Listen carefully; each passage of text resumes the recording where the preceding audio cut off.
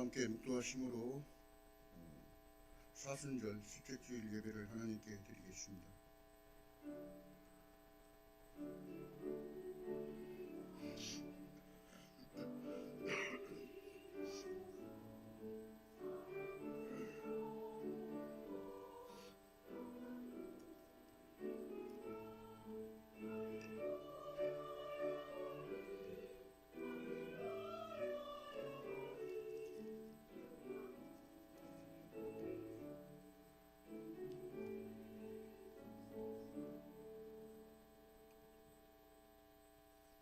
내가 무엇을 가지고 여호와 앞에 나아가며 높으신 하나님께 경배할까?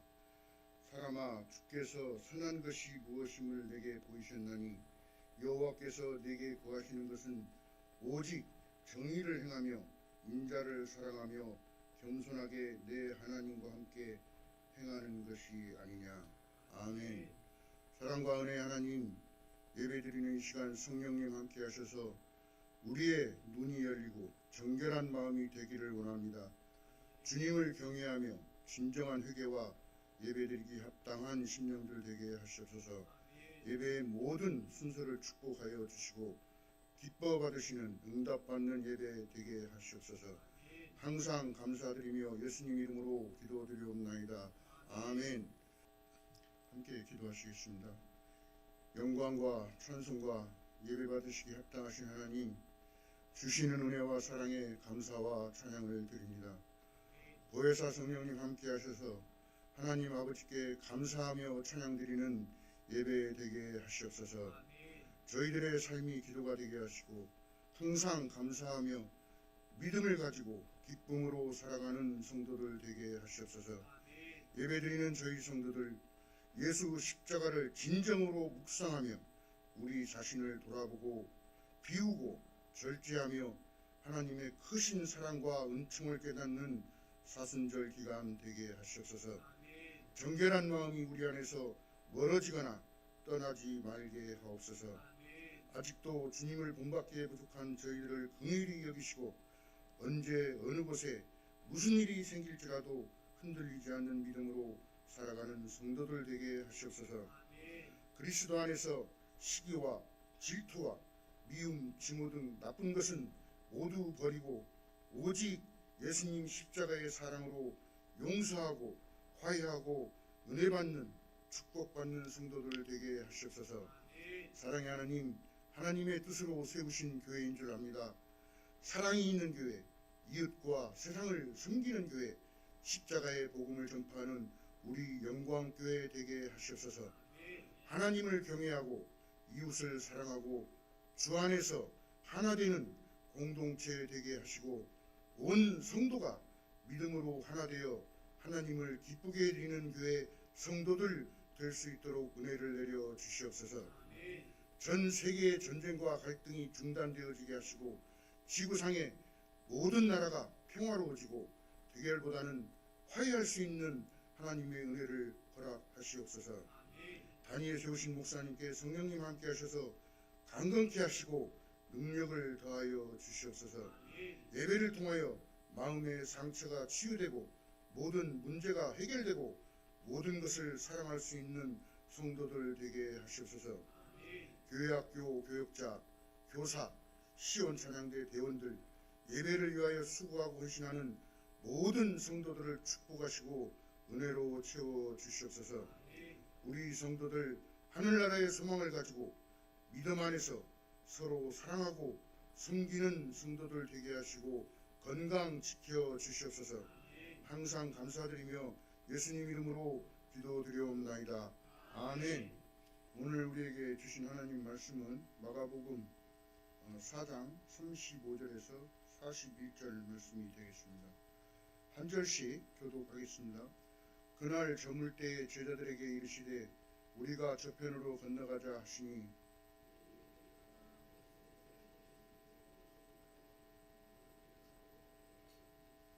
큰 광풍이 일어나며 물결이 배에 부딪혀 들어와 배에 가득하게 되었더라.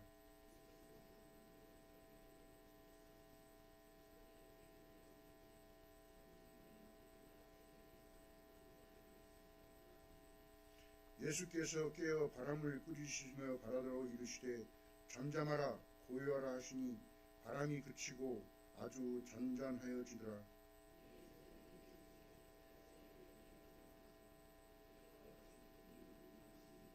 함께 하시겠습니다. 그들이 심히 두려워하여 서로 말하되 그가 누구에게 바람과 바다도 순종하는가 하였더라. 아멘.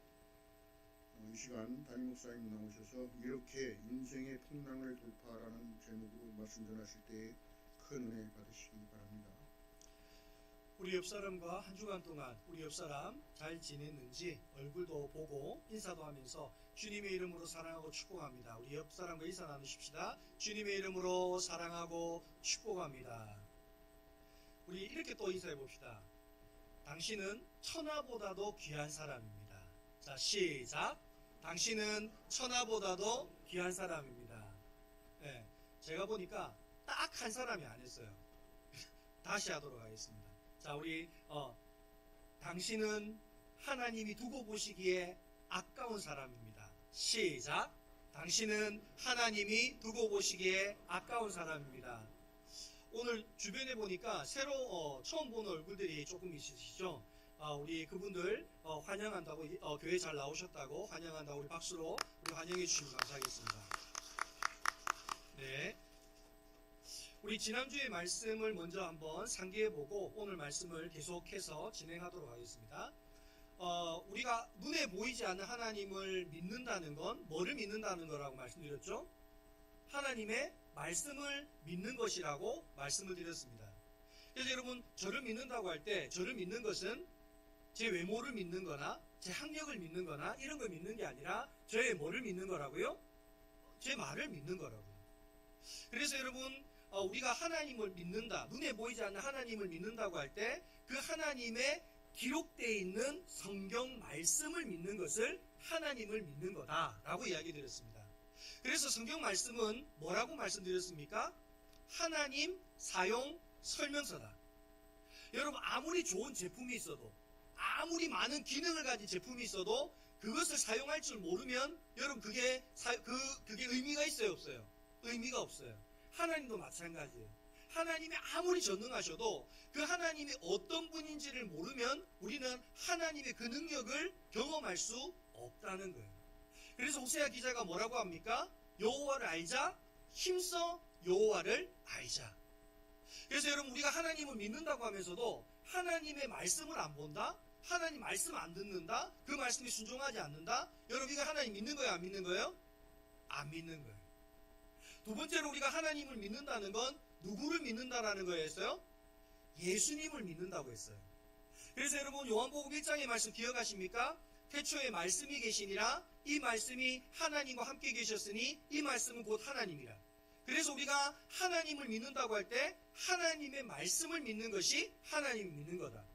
두 번째, 여러분, 그 하나님의 말씀이 육신이 되어 우리 가운데 오심에 그의 영광을 보니 아버지의 독생자의 영광이요 은혜와 진리가 충만하더라. 바로 하나님의 말씀이 육신이 되어 오신 분이 누구다? 예수님이다. 그럼 예수님을 믿는다는 건 어떤 의미인가? 예수님께서 인간의 몸으로 이 땅에 오셔서 우리의 죄와 허물을 사해 주시기 위해서 우리를 대신해서 십자가에 죽으시고 부활하셨다는 사실을 믿는 것이다. 그걸 믿을 때 우리는 뭐한다? 구원받는다. 여러분, 예수님께서 우리의 죄를 대신하기 위해서 십자가를 지시고 죽으시고 부활하심으로 우리가 구원받았다는 사실을 믿으십니까? 이걸 믿는 겁니다. 이게 바로 하나님을 믿는다라는 의미입니다. 근데 여러분, 이 믿음만 가지면 반쪽짜리 믿음이라 그랬어요. 그래서 예수님의 이 십자가와 부활을 믿는 사람은 그 다음에 뭐를 믿어야 한다고 했습니까? 예수님이 하나님의 말씀을 따라 이 땅을 살아갔던 삶의 발자취를 뭐 해야 된다고요? 본받아야 한다. 그래서 사도 바울이 뭐라고 합니까? 내가 그리스도를 본받는 자 된 것처럼 너희도 나를 본받는 자 되어라. 그래서 우리가 하나님을 믿는다고 할 때, 예수님을 믿는다고 할 때 우리는 예수님의 십자가와 부활만을 믿는 거라고 착각해요. 여러분, 이건 반쪽짜리 신앙입니다. 예수님을 믿는다면 여러분, 예수님이 살아왔던 그 삶의 모습 또한 우리는 뭐 해야 됩니까? 본받아야 합니다. 이것이 바로 하나님을 믿는다는 세 가지 의미였어요. 그래서 정리를 해봅시다. 첫 번째, 하나님 믿는다는 건 기록되어 있는 하나님의 말씀을 믿는 것이다. 두 번째는 하나님 믿는다는 건 육신이 되어 오신 예수 그리스도께서 나의 죄를 대신해서 십자가에서 죽으시고 부활하심으로 우리가 구원받았다는 사실을 믿는 것이다. 세 번째로 뭐를 믿는다고요? 예수님께서 말씀으로 이 땅을 살아가셨던 그 삶의 발자취를 나도 따라 본받아 사는 것이다. 바로 이것이 하나님을 믿는다는 의미입니다. 그러면 오늘 말씀을 통해서요, 말씀에 왜 우리가 하나님 말씀을 믿어야 하는지, 그 말씀의 능력이 무엇인지를 오늘 말씀을 통해서 한번 이야기 나누고자 합니다. 제가 이전에 있는 교회에서 70이 넘으신 어르신이 계셨어요. 하루는 허리가 너무 아팠어요.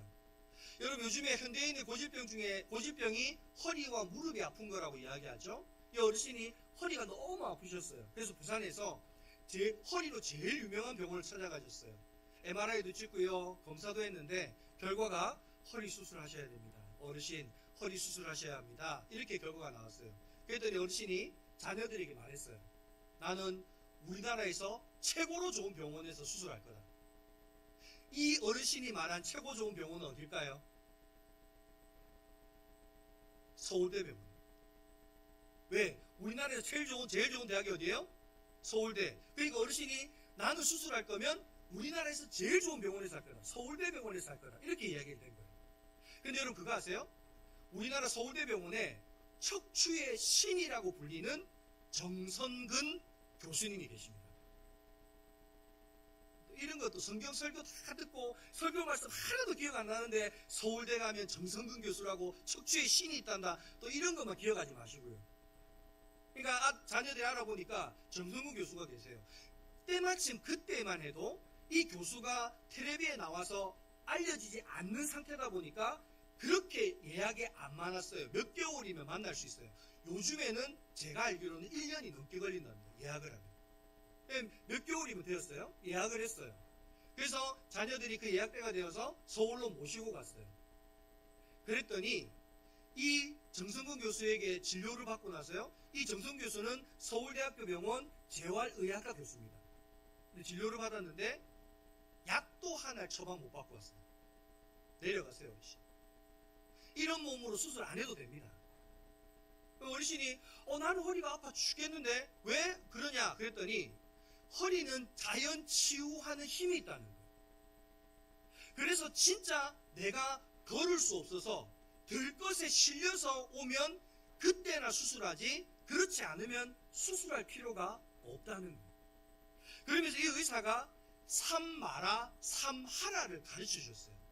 삼마라가 뭐냐 하면 첫 번째, 허리를 구부리지 마세요. 여러분, 허리 통증이 있는 사람은 허리를 구부리지 말래요. 왜 그러냐면 쇠기 뒤로 튀어나와서 디스크가 튀어나와서 신경을 눌려서 아픈 거기 때문에 허리를 앞으로 숙이는 동작을 하면 그 디스크가 더 튀어나와서 더 안 좋아진다는 거예요. 두 번째 마라가 뭐냐 하면 허리 근력 운동을 하지 마세요. 그래서 우리 허리 아픈 사람들 허리 좋게 하려고 막 운동하라고 하지 않습니까? 그래서 윗몸 일으키게 하고 막 슈퍼맨 자세하고 막 이런 거 하는데 그거 하지 마세요. 그리고 세 번째가 뭐냐? 허리 운동의 진도에 따라서 운동하세요. 그러니까 진도에 맞지 않은 운동 하지 마세요. 이게 세 가지 말아요. 그래서 세 가지 하라가 있어요. 그게 뭐냐면 요추 전만 자세로 걷기 운동을 하래요. 제가 이거 설교하려고요, 제가 이걸 영상을 다 봤다는 거 아닙니까? 근데 이게 요추 전만 자세가 뭐냐? 목에 디스크가 있는 사람은요, 걸을 때 목을 이렇게 교만하게 목을 이렇게 들고 있으래요. 턱끝을 이렇게 들고 있으면 저절로 디스크가, 경추에 튀어나와 있는 디스크가 안으로 들어간대요. 그리고 척추가 안 좋은 사람은요, 걸을 때 이렇게 걷는 게 아니고 이렇게 걸으래요. 이렇게. 비웃네? 척추의 신이 그렇게 이야기했다니까요? 이렇게 걸으라는 거예요. 근데 이분이 어떤 이야기를 하냐면 이런 이야기를 해요. 걸으면 척추에 통통통통통통 진동이 간대요. 그러면 척추에서 물이 나온대요. 그러면서 그 척추가 촉촉해지면서 튀어나와 있는 디스크가 안으로 들어간다는 거예요.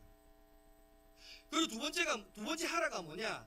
자연 복대 강화 운동을 해래요.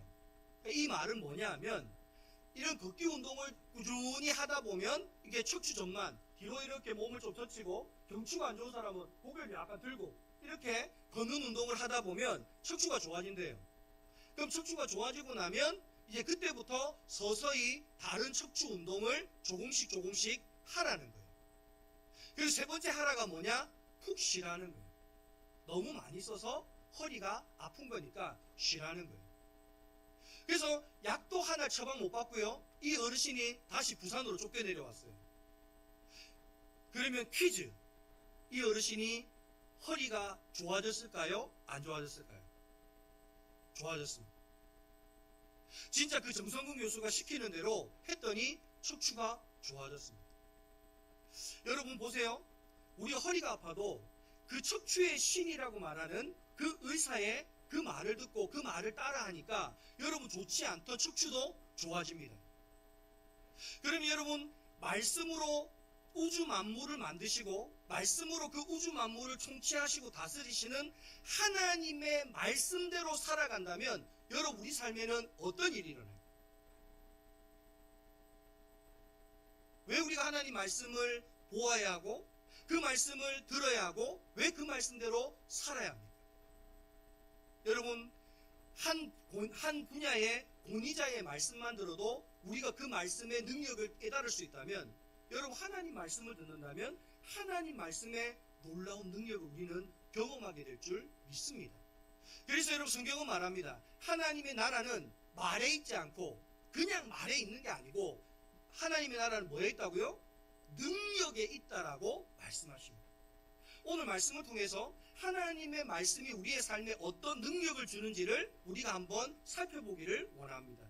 오늘 본문의 말씀은 이런 말씀이에요. 예수님께서 사람들에게 하나님의 나라를 가르치시다가 해가 저물 때에 제자들에게 야 제자들아 우리 갈릴리 바다를 건너가자 라고 말씀하십니다. 그래서 제자들이 예수님을 배에 모시고요 갈릴리 바다를 건너갑니다. 그런데 처음에는 그냥 건너갔는데 어느 순간 건너가다 보니까 큰 풍랑이 일었어요. 막 파도가 배에 몰아치고요. 그래서 배에 물이 막 차고 들어오는 거예요. 그래서 제자들이 빠져 죽게 되었어요. 그때 급하게 예수님을 흔들어 깨웁니다. 예수님 일어나십시오. 그랬더니 예수님께서 일어나셔서 바람과 바다를 잔잔케 하십니다. 그리고 나서 제자들에게 말씀하세요. 야 너희들은 왜 믿음이 없냐. 그랬더니 제자들이 서로 막 수군거려요. 와 예수님이 도대체 누구이기에 바람과 바다도 잔잔한가. 예수님의 말씀에 순종하는가. 이게 바로 오늘 우리가 읽었던 말씀의 내용입니다. 오늘 이 말씀을 통해서 하나님의 말씀에 어떤 능력이 있는지를 우리가 한번 살펴보고자 합니다. 여러분 오늘 말씀에 보면 35절 말씀을 우리 같이 한번 읽어봅시다. 35절입니다. 시작. 그날 저물 때에 제자들에게 이르시되 우리가 저편으로 가자 하시니 아멘. 여러분 오늘 말씀의 시작은 이렇게 돼요. 그날 저물 때에. 물론 이 말씀은 시간적으로 날이 저물어 갈 때에 라는 말도 됩니다. 그런데 이 말의 의미가 이런 말도 됩니다. 여러분 우리의 인생이 때로는 고난의 풍랑을 만나서 어두워질 때에 우리의 삶에 어둠이 찾아올 때에 라는 말이 됩니다. 여러분 사람의 삶은 항상 쨍하고 해뜰까요? 어두운 날도 있을까요? 어두운 날도 있죠. 여러분 인생을 오래 살아보신 분은 알지 않습니까? 여러분 날이 항상 좋던가요? 날이 항상 맑던가요? 날이 항상 우리에게 좋은 날만 있던가요? 그렇지 않습니다. 안 좋은 날도 있다는 거예요. 여러분 내 삶 속에 인생에 어두움이 찾아올 때 여러분 우리가 점검해 봐야 될 것이 있다는 거예요. 오늘 그것을 몇 가지로 한번 찾아보고자 합니다. 첫 번째 우리가 점검해 보아야 될 포인트가 뭐냐? 내 인생에 어둠이 찾아올 때 내가 점검해 보아야 될 첫 번째 포인트, 내 인생의 배에 예수님을 모셔라. 내 인생의 배에 예수님이 계시는가 안 계시는가를 점검해 보아야 한다는 겁니다. 오늘 36절의 말씀을 한번 읽어봅시다. 36절 말씀입니다. 시작. 그들이 무리를 떠나 예수를 배에 계신 대로 모시고 가매 다른 배들도 함께 하더니 아멘. 여러분 우리가 인생을 비유할 때요 여러 가지 비유를 써요. 마라톤에 비유하기도 하고요. 또 집을 짓는 것에 비유하기도 하고요. 나그네의 길을 비유하기도 하고요. 그런데 오늘 우리가 일반적으로 많이 비유하는 것 중에 하나가 항해에 비유합니다. 왜 인생을 항해에 비유할까요? 첫째는 예측할 수가 없기 때문에 그렇습니다. 여러분, 바닷가에 사는 어부들이요, 왜 돼지머리 놓고 막 제사를 지내고 그런 걸 하는 줄 아십니까? 분명히 날이 맑았어요. 날이 개었어요. 날이 좋은 줄 알고 바다에 나갔어요. 근데 여러분, 바다가 좋은 줄 알고 나갔는데 갑자기 바다가 어떻게 돼요? 뜬금없이 바다가 사나워져요. 풍랑이 일어요. 여러분, 우리 인생도 마찬가지예요. 분명히 내 삶 속에 아무 문제가 없었어요. 아무 어려움이 없었어요. 근데 어느 순간 갑자기 질병이 찾아와요. 갑자기 삶에 문제가 닥쳐와요. 자녀의 문제가 생겨요. 경제적인 어려움이 찾아와요. 사업에 문제가 생겨요. 여러분, 이게 예고하고 찾아오나요? 나 질병인데 니한테 갈게. 몇 날 며칠 날 내가 암으로 찾아갈게. 여러분, 이러고 오나요? 그렇지 않습니다. 그래서 여러분, 인생을요, 항해에 비유하는 겁니다. 또 하나가 뭐냐? 여러분, 항해를 할 때는요, 여러분, 바다 위에 길이 있어요, 없어요? 없어요. 여러분, 배가 100번 지나다니면 길이 생겨요, 안 생겨요? 안 생겨요. 바다는 아무리 많은 배가 지나가도 그 바다는 길이 없습니다. 그래서 여러분, 우리가 인생을 살 때에 여러분, 내가 어디를 가고 싶어요? 나는 보물섬을 가고 싶어요. 나는 내가 성공하고 싶어요. 성공의 섬을 가고 싶어요. 나는 내가 기쁨의 섬을 가고 싶어요. 행복의 섬을 가고 싶어요. 근데 여러분, 중요한 건 서점에 가면 이렇게 하면 부자 됩니다. 저렇게 하면 부자 됩니다. 근데 여러분, 그거 따라 살면 진짜 그렇게 될까요? 안 될까요? 안 됩니다. 여러분, 그러면 이 세상에 부자 안 될 사람 어디 있습니까? 성공 안 할 사람 어디 있습니까? 출세 안 할 사람 어디 있습니까? 여러분, 높은 자리에 안 오를 사람 어디 있습니까? 그래서 인생은요, 항해와 같은 거예요. 남이 거기 갔다고요? 거기 똑같이 따라가면 똑같은 데 다 닿지 않습니다. 그래서 여러분, 항해를 할 때 진짜 필요한 두 가지가 있습니다. 반드시 있어야 될 두 가지가 있습니다. 그게 뭔지 아십니까? 하나는 지도고 하나는 나침판이에요. 왜 지도가 필요하냐? 여러분, 항해를 하려면 여러분, 지도가 없으면 우리가 갈 수 있어요, 없어요? 갈 수가 없어요. 내가 어디 목적지로 가는지 여러분, 그거를 알 수가 없어요. 근데 여러분, 세상은요, 그런 많은 어떤 사람들은요, 그래서 자기가 하는 목적지를 찾아가요. 서점에서 부자 되는 방법, 주식 투자해서 부자 되는 방법, 부동산으로 부자 되는 방법, 어디서 성공하는 방법, 어떻게 하면 행복한 방법. 근데 여러분, 그것대로 살면 다 그렇게 될까요? 아니요. 그래서 여러분, 이게 믿긴 겁니다. 왜? 여러분, 주식 투자하면 주식 투자해서 돈을 버는 사람이 있어요, 없어요? 있어요. 분명히 있어요. 근데 여러분, 주식 투자해서 망하는 사람 있어요, 없어요? 있지 않아요. 많아요. 많아요. 여러분, 성공하는 사람이 많을까요? 망하는 사람이 많을까요? 망하는 사람이 훨씬 많습니다. 그런데 왜 사람들이 그 주식 투자 보고 또 쫓아가는 줄 압니까? 성공한 그 사람 보고. 그게 믿기입니다. 그런데 여러분, 하나님의 말씀을 따라 살면 여러분, 그 말씀대로 될까요, 안 될까요? 됩니다. 그걸 믿어야 합니다. 여러분, 하나님의 말씀은 절대로 변함이 없습니다. 어제나 오늘이나 영원토록 그 말씀은 동일하십니다. 그래서 여러분, 하나님의 말씀을 따라가면요, 여러분, 주의 말씀은 내 발의 등이요 내 길에 빛이 되는 줄 믿습니다.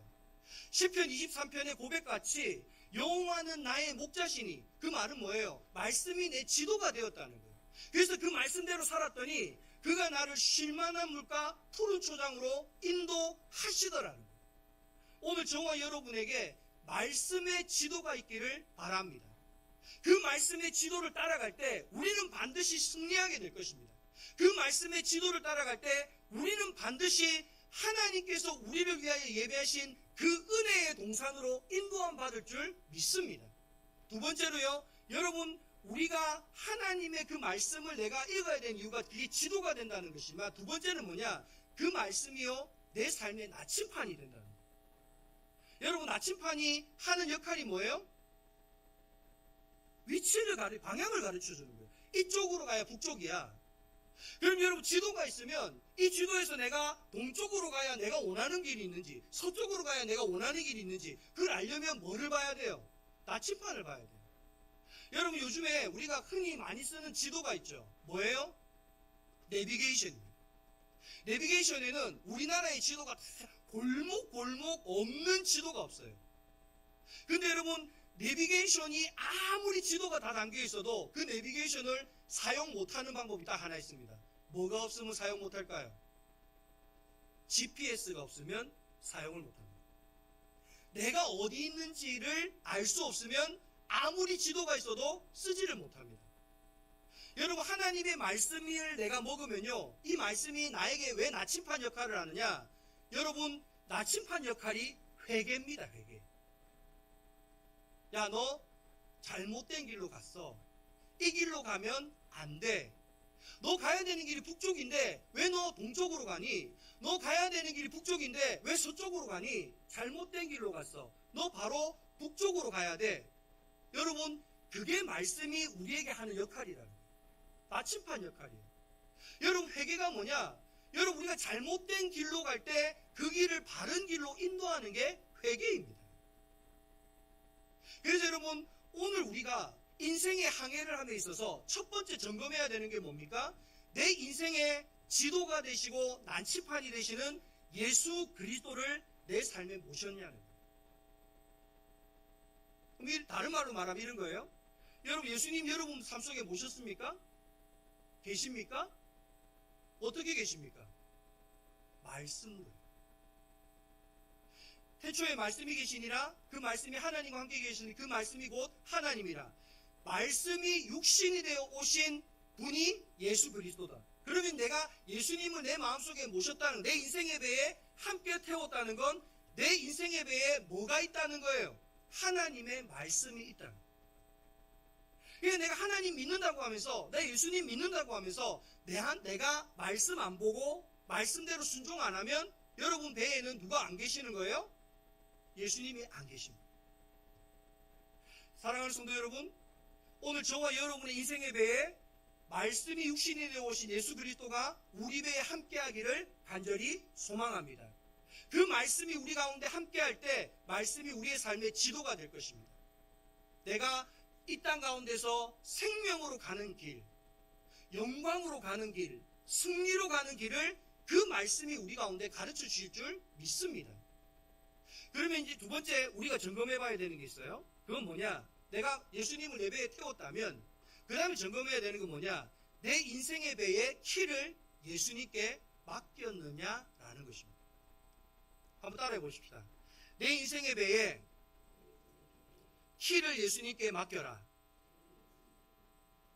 자, 오늘 말씀, 자, 37절 말씀에 보면, 여러분, 자, 37절에 뭐라고 되어 있는지 37절 말씀 같이 읽어봅시다. 시작. 큰 광풍이 일어나며 물결이 배에 부딪혀 들어와 배에 가득하게 되었더라. 라고 이야기하시고, 그 다음에 38절 말씀 읽어봅시다. 시작. 예수께서 보물에 베개를 베고 주무시더니 아멘.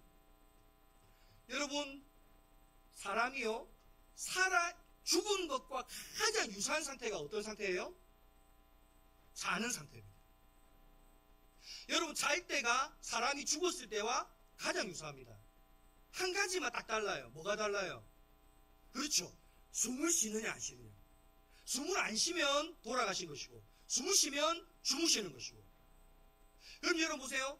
오늘 예수님은 내 배에 예수님을 모셨는데, 능력이신 그 예수님을 모셨는데 예수님 왜 주무셨을까요? 예수님의 제자들의 대부분은요, 어부 출신입니다. 그것도 어디 어부일까요? 갈릴리 바다에서 나고 자란 어부입니다. 예수님의 직업은 뭘까요? 목수입니다. 그럼 여러분, 갈릴리 바다에 대해서 예수님이 잘할까요? 제자들이 잘할까요? 제자들이 잘할까요? 배를 몰면 예수님이 잘 몰까요? 제자들이 잘 몰까요? 제자들이 잘 몰죠. 그러니까 이런 거예요. 예수님을 내 배에 모셨는데 여러분 예수님이 왜 배 고물, 배 뒤에 가서 주무시느냐? 아 예수님, 제가 다른 거는 예수님보다 잘할 자신이 없는데 뭐만큼은 배 운전만큼은 내가 자신 있습니다. 갈릴리 바다만큼은 내가 자신 있습니다. 예수님 주무십시오. 아무것도 하지 마십시오. 그냥 계십시오. 우리가 모시고 가겠습니다. 그리고 배를 몰고 갑니다. 여러분 오늘 우리는 어쩌면 여러분의 인생의 배에 타고 계신 예수님을 주무시게 하고 있는지는 않습니까? 어떻게 하면 주무시게 하는 겁니까? 내가 예수님을 영접했어도 예수님의 말씀을 믿지 않고 순종하지 않고 내 생각, 내 뜻, 내 계획대로 인생의 배를 운전해 가면요. 여러분 예수님은 뭐 하신다고요? 주무신다. 주무신다. 요즘 젊은이들 말로 예수님 저 뒤에 찌그러져 계세요. 내가 내 인생 알아서 운전할게요. 아유 주님 때는 주식 투자 없었잖아요. 주식 투자 내가 잘합니다. 주님 때는 이거 없었잖아요. 지금은 내가 잘합니다. 그리고요 내 생각, 내 뜻, 내 계획대로 하면 누가 주무신다고요? 예수님이 주무신다. 오늘 여러분의 삶을 점검해 보십시오. 여러분은 여러분의 인생의 배의 키, 그 운전대를 예수님께 맡겼습니까? 아니면 여러분이 운전하고 계십니까? 만약 여러분이 예수님께 맡겼다면 여러분은 하나님의 말씀에 순종하며 살아가고 있는 것입니다. 그런데 여러분이 그 운전대를 예수님께 맡기지 않았다면 여러분이 인생의 주인이 되어 여러분이 인생의 배를 운전하고 계시는 것입니다. 여러분 그럴 때요 여러분의 삶에 예수님이 계셔도 아무런 능력이 나타나지 않는다라는 것입니다. 그래서 여러분 제자들이 광풍을 만났을 때 그 다음 여러분 제자들이 한 게 무엇입니까? 예수님을 깨우는 것입니다. 여러분 점검 포인트 세 번째는 뭐냐? 여러분의 인생에 풍랑이 왔을 때 누구를 깨우라는 겁니까? 예수님을 깨우라는 것입니다. 여러분 오늘 본문 38절 말씀을 한번 다시 읽어봅시다. 38절입니다. 시작. 예수님께서는 고물에서 베개를 베고 주무시더니 제자들이 깨우며 이르되 선생님이여 우리가 죽게 된 것을 돌보지 아니하시니까 하니 아멘. 여러분 너무 이 말이 재밌지 않습니까? 여러분 예수님을 재운 게 제자들입니까? 예수님이 스스로 잤습니까? 제자들이 재웠어요. 우리가 없으니까요. 우리가 더 잘 아니까요. 그런데 여러분 그들이 예수님께 키를 안 맡기니까 큰 풍랑을 만났어요. 그러니까 이제는 뭐라고 이야기해요? 왜 예수님 내 배에 타고 계시는데 나 안 지켜줍니까? 여러분 예수님이 안 지켜준 게 아니라 내 인생의 키를 누가 잡았기 때문에? 내가 잡았기 때문에 풍랑을 맞는 겁니다. 그런데 여러분 내 인생에 풍랑을 만났을 때 오늘 성경은 어떻게 하라고 말합니까? 예수님을 깨우랍니다. 여러분 예수님을 깨우는 방법이 뭐죠? 기도. 예수님을 깨우는 방법이 기도입니다. 여러분 오늘 이 말씀을 보면서 제가 잊혀지지 않은 하나의 그 텔레비 장면이 있더라고요. 나는 가수다라는 프로그램이 있었는데 이게 1회 할 때 임재범이라는 가수가 나와서 결승전인가요? 그때 노래를 하는데요. 많은 관객들, 청중들이요 다 웃는 거예요. 앉아서 막 퐁퐁퐁 웃는 거예요. 근데 그때 불렀던 노래가 뭔지 아십니까? 여러분이라는 노래였습니다. 윤복희 씨가 쓴 이 여러분의 노래가 여러분 어떻게 쓰여졌느냐? 이 윤복희 씨가요 병에 걸리고요 이혼당하고요 정말 죽음의 자리에 있을 때 윤복희 씨가 자기의 인생에 대해 함께 하시던 예수님을 기도로 깨웠습니다. 그때 예수님께서 그 윤복희 씨에게 일어나셔서 이사야서 41장 10절 말씀을 윤복희 씨에게 들려주셨어요. 우리 이사야서 41장 10절 말씀 한번 같이 읽어볼까요? 같이 한번 읽어봅시다. 시작. 두려워 말라 내가 너와 함께함이라. 놀라지 말라 나는 내 하나님이 되리라. 내가 너를 굳세게 하리라. 참으로 너를 도와주리라. 참으로 나의 의로운 오른손으로 너를 붙들리라. 아멘. 이 말씀이 내 삶 가운데 주무시는 예수님을 깨우니까 이 말씀이 그 윤복희 씨에게 들려오더라는 거예요. 그러면서 이 노래 가사를 쓴 거예요. 내가 만약 외로울 때면 누가 나를 위로해 주지. 내가 만약 서러울 때면 누가 나를 위로해 주지. 어두운 밤 어두운 길 걸을 때 내가 너의 등불이 되리. 어둡고 쓸쓸할 때 내가 너의 헛되리라. 나는 너의 영원한 친구야. 나는 너의, 그 다음 모르겠네요.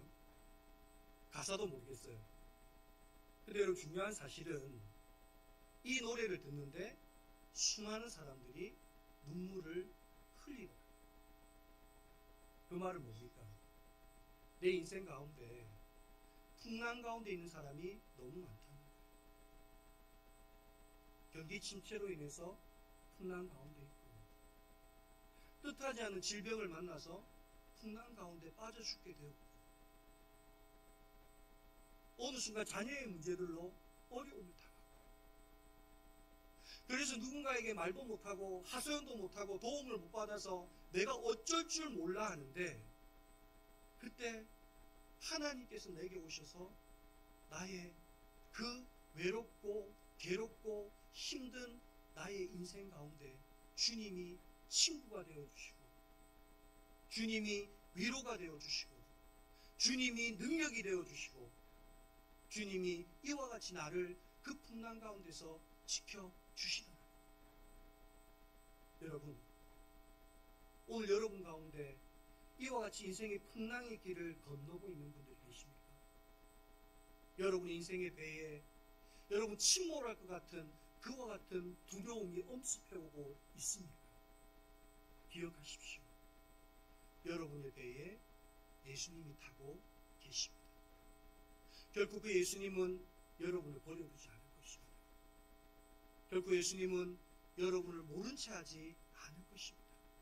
왜냐하면 오늘 본문 40절 말씀이 이를 이야기해 줍니다. 40절 말씀을 한번 읽어봅시다. 시작. 이에 제자들에게 이르시되 어찌하여 이렇게 무서워하느냐? 너희가 어찌 믿음이 없느냐 하시니 아멘. 이 말이 뭡니까? 얘들아, 너의 배에 내가 타고 있지 않니? 내가 너희들을 그대로 버려두겠니? 내가 그런 너희들을 모른 척 하겠니? 내가 그런 너희들을 그냥 그렇게 빠져 죽는 것을 보고 있겠니? 오늘 주님이 이렇게 말씀하는 것입니다. 여러분 기억하십시오.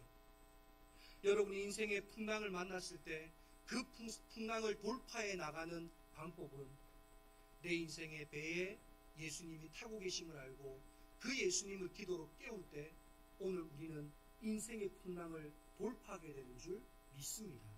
마지막 점검 포인트 네 번째, 여러분 예수님께서는 인생의 풍랑을 말씀으로 어떻게 하십니까? 잔잔케 하십니다. 오늘 본문 39절 말씀을 읽어봅시다. 39절입니다. 시작. 예수께서 깨어 바람을 꾸짖으시며 바다더러 이르시되 잠잠하라 고요하라 하시니 바람이 그치고 아주 잔잔하여지더라. 아멘. 여러분, 윤복희 씨가 내 인생에 주무시는 예수님을 깨우니까 예수님께서 일어나셔서 윤복희 씨에게 뭐를 주셨어요? 말씀을 주셨어요. 바로 이사야서 41장 10절 말씀을 주셨어요. 두려워 마라. 내가 너와 함께합니다. 놀라지 마라. 나는 내 하나님이 됨이라. 내가 너를 굳세게 하리라. 참으로 너를 도와주리라. 참으로 나의 의로운 오른손으로 너를 붙들리라. 그 말씀이 윤복희 씨에게 임했을 때 여러분 그 윤복희 씨의 죽을 수밖에 없는 삶의 자리가 다시금 생명의 자리로 변화되게 되었다라는 것입니다. 오늘 저와 여러분, 오늘 우리는 하나님의 말씀을 믿으십니까? 여러분, 그 하나님의 말씀이 육신이 되어 오신 예수 그리스도를 우리의 인생의 배에 태우는 것은 바로 말씀과 우리가 함께하는 것입니다. 여러분 예수님이 내 배에 타고 계시는데도 아무 능력이 없습니까? 여러분 예수님이 주무시지 않는지 점검하십시오. 내가 내 배의 인생의 키를 잡고 있지는 않는지 점검해 보십시오. 여러분 내가 인생의 배에 키를 잡고 가다가 인생의 풍랑을 만났습니까? 여러분 여러분의 배에 주무시고 계시는 예수님을 기도로 깨우십시오. 기도로 예수님을 깨울 때 주님께서는 일어나셔서 말씀을 통해서 우리의 삶에 일어난 풍랑, 바람과 바다를 잔잔케 해주시는 줄 믿습니다. 오늘 이것이 우리에게 주시는 하나님의 말씀입니다. 오늘 우리의 삶에 이와 같은 은혜가 있기를 간절히 소망합니다. 하나님 감사합니다. 인생의 항해를 하고 있는 우리 가운데, 우리의 인생의 배 가운데 우리는 주님을 모시고 있습니까? 하나님, 오늘 이것을 점검해 보게 하여 주옵소서. 입술로는 주님을 믿는다 하면서 하나님의 말씀대로 순종하지 않고 내 뜻, 내 생각, 내 계획대로 살아가면서 주님은 내 인생의 배에 주무시고 계시지는 않습니까? 주님, 내 생각, 내 뜻, 내 계획 내려놓고 하나님의 말씀에 순종하며 살아가는 자 되게 하여 주옵소서. 인생의 배의 키를 주님께 맡겨드릴 때에 우리의 인생의 항해가 안전하게 하여 주옵소서. 행여라도 우리가 풍랑 가운데 있는 자들이 있습니까? 질병의 풍랑, 경제적인 풍랑, 관계의 풍랑, 자녀의 풍랑, 하나님 이와 같은 풍랑 가운데 있다면 우리의 배에 잠들고 계신 예수님을 기도로 깨우는 자 되게 하여 주옵소서. 그리할 때에 주님 깨어나셔서 우리를 괴롭히고 우리를 집어삼키려고 하는 풍랑을 하나님의 말씀으로 잔잔케 하여 주옵소서. 하나님, 행여라도 우리 가운데 하나님 질병으로 고통당하는 사람들이 있습니까? 이 시간 나사렛 예수 이름 받들어 기도하온즉 저들을 괴롭히는 모든 질병들은 떠나갈지어다. 주님이 채찍질 맞음으로 너희가 나음을 받았노라. 그 말씀하시는 말씀이 저들의 말씀 되게 하여 주옵소서. 삶의 갖가지 문제들로 고통당하는 사람들이 있습니까? 진리를 할지니 진리가 너희를 자유케 하리라는 주님의 말씀처럼 하나님의 진리의 말씀이 저들을 자유케 하는 역사가 나타나게 하여 주옵소서. 하나님, 우리 영광교회가 이와 같이 구원의 방주의 역할을 감당하는 교회 되게 하시고 세상에 소금되고 빛되는 교회 되게 하셔서 우리 성도들 한 사람 한 사람을 통하여서 하나님을 알지 못하는 사람들이 하나님을 알고 하나님을 믿고 하나님께로 돌아오는 그와 같은 은혜가 있게 하여 주옵소서. 오늘도 하나님 새로운 가족들을 보내주셨사오니 저들과 함께 믿음의 가족 되게 하셔서 이 믿음의 여정이 외롭지 않게 하시고 하나님이 오라 부르시는 그날까지 함께 믿음의 걸음을 걸어나가는 믿음의 가족들 되게 하여 주옵소서. 이제는 우리 주 예수 그리스도의 은혜와 하나님 아버지의 한이 없는 사랑하심과 보혜사 성령님의 내주감아 감동하시는 은혜가 영광교회 모든 성도들 머리 위에와 그들의 가정과 삶의 모든 자리 위에 이 나라와 온 세계 가운데 지금으로부터 영원토록 함께하옵시기를 간절히 축원하옵나이다. 아멘.